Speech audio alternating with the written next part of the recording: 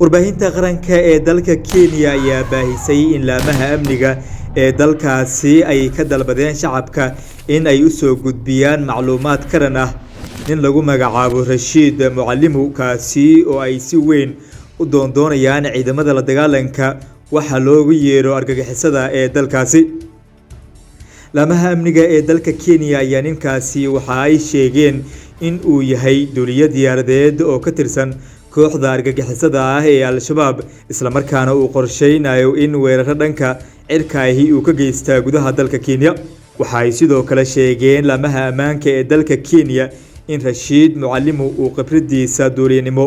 uu u adeegsan karo in uu weeraro dhanka duulimaadyada ahi uu ka geysto gudaha dalka Kenya sidoo kalena tababar heer sare ah uu ka soo qaatay akademiyada Ola Aisha ee wadanka Philippines. meelo ka mid ah dalka Kenya waxaa hore weeraro kala gidisan ugu geystay xubno ka tirsan ururka argagixisada ah ee Al-Shabaab ee ka dagaalama Soomaaliya iyo qaybo ka mid ah dalka Kenya. waxaana Kenya ay sheegtay in ay feejignaan sare gelisay laamaheeda ammaanka gaar ahaan dhinaca duulimaadyada iyo sirdoonka. We collect a lot of information, we collect a lot of intelligence, but it has been difficult to store this information. labadii bishii Maarso ee sanadkan 2021 dowladda Mareykanka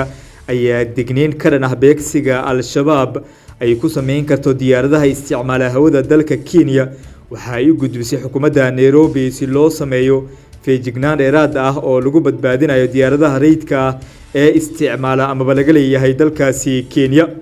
waaxdana ayaa sheegtay in kooxda Al-Shabaab ay dhowr jeer ku hanjabtay in bartilmaameedkeedu yahay diyaaradaha caga dhigta garoomada diyaaradaha ee dalka Kenya si ay ugu argudato ciidamada dalka Kenya ee ku sugan dalka Soomaaliya ee qaybta ka howlgalka midowga Afrika ee AMISOM.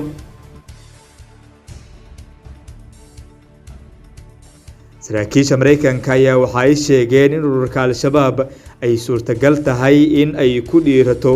weeraradan si ay u fuliyaan isla markaana ay ugu fuliyaan dalka Kenya maadaama qorshooyin kala duwan ay u dajiyeen bartilmaameedyadooda dhinaca Mareykanka iyo sidoo kale duulimaadyada dalka Kenya. ugu dambeyntii hay'adda duulista hawada ee Mareykanka ayaa sheegtay in haddii digniintani ay noqoto mid dhab ah ay muujinayso awoodda ururka Al-Shabaab ee ka soo gudubta xadka u dhaxeeya Soomaaliya iyo Kenya